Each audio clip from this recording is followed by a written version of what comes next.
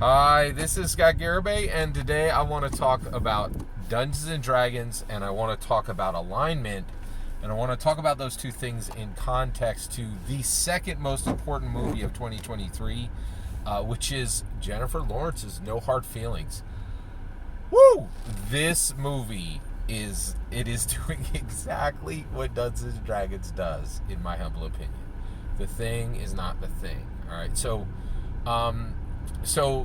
I listened to no less than like 10 reviews for this movie after seeing the movie. I listened to I listened to like 4 reviews for it before I saw the movie, and I listened to like 6 after.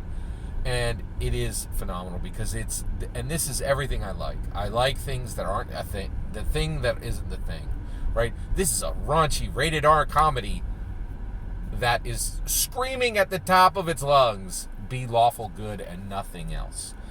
Neutralness, unpredictableness, and randomness will ruin your life. That's the message of this movie, right? And then it's saying, and it's a complete rejection of modern F positivity, F word positivity. Like that F and then a U, and then there's a couple other letters, hard other letters there.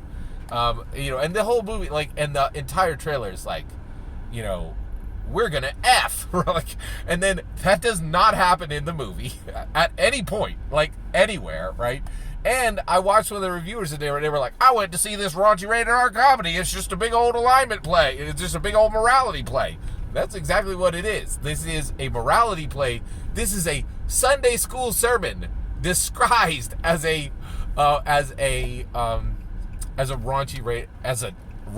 80s rated R comedy, right? And I was so I think this spun everybody, right? And by the way, I don't think most people know what's going on with this movie yet, right? But I think so first of all, we know a little bit, right? It made $15 million this weekend, which means 1 million people went to see Jennifer Lawrence's morality play disguised as a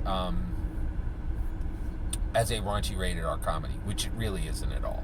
Right, it is this thing, you can put it on the Hallmark Channel. It is so sweet, and it has such a heartfelt message and a complete rejection of modern sexuality, right? At every single level, it's profound, right? So let me explain what this movie So basically, I heard this when I was 15 years old, and it transformed my life, and it really helped me, right? I have, and so. And this was literally said, this was explained that, my parents had to talk with me. I'm very blessed I had 2 parents. They had to talk with me, exactly when you should have it. And it was helpful, and it told me where the parts was and what I should do and what I shouldn't do. But what really defined my relationship with sexuality was when I was in my youth group, right? And the youth group pastor said, listen, I'm going to explain what happens when so your parents are telling you wait until marriage to F, or right? Because that's the term that the film used, and he's and this is why you should. He's every time you F, right, you are, think of yourself as a piece of cardboard, and actually he didn't show it, he just explained it, but I think, but the way he explained it, you could see it in your mind, right? And we all and it's weird because as young adults, we knew what cardboard was and we knew what glue was. He's all right, take a powerful glue and just spread it on the one side of a piece of cardboard, and then take another cardboard and spread glue on that side. Now smash the two together, right? And we're okay, what's going on here? And he's now tear them apart. Right, and he goes, oh, look at and what's going to happen is one piece of cardboard both cardboard is going to be completely screwed up on that side, right? There's going to be bits left on the other piece, and it doesn't come off clean. And then when you go to do that again, you're spreading that glue on something that's already torn apart and mangled, and then you glue it together with another piece that's already been torn apart and mangled, and then you tear them apart and you do it again. And guess what? It gets to the point where it's just there's holes in the cardboard, and you're gluing glue to glue, and you're pulling it apart, and and both pieces are destroyed, and they look horrible, and they're ruined. And I was like, yeah, okay. And they're like, that makes a lot of sense. And the whole world has been telling people this will work, and it hasn't worked. It hasn't worked at all. I'm an evangelical Christian, and I can tell you right now, you can go over and you can find 20, editorials in the last, 2-3 years that have come out in the New York Times, completely godless. Ain't no Christians working at the New York Times, in my humble opinion, right? And they're like, oh yeah, modern sexuality has been a complete dumpster fire for women, which I don't know why they're saying that. It's supposed to be gender as a construct, but they're saying, yeah, this has been a real crap fest it's been great for top 20% of men, and for 80% of all women, this has just been a burning dumpster fire. Like, this has not worked out for anyone, right? And I'm like, wow, that's really fascinating, right? So I was like, why did Jennifer Lawrence work so hard? Like, she can do anything she wants now. She's coming back. There's a very long list of people who want to do a movie with her, right? So why did she take the time to do this? And the reason why is she's fixing society.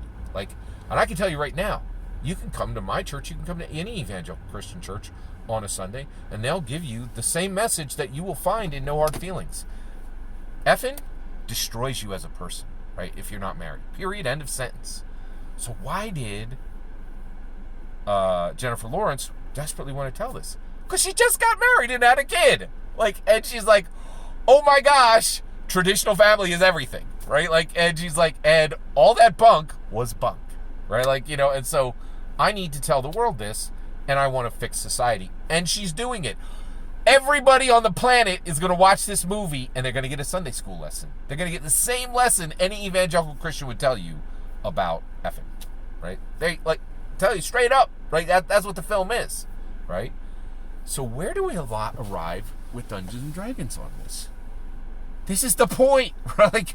We have 4 people showing up at the table every single week, right? And they're like, teach me a lesson.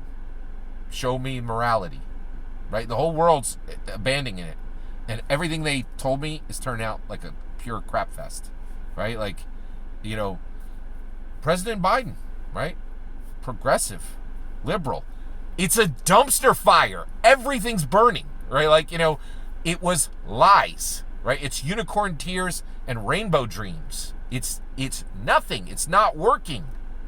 And that's what Jennifer Lawrence is like. She's like, yep, I could talk to you and lecture you. Let me give you this rated R comedy that tells you, stop effing.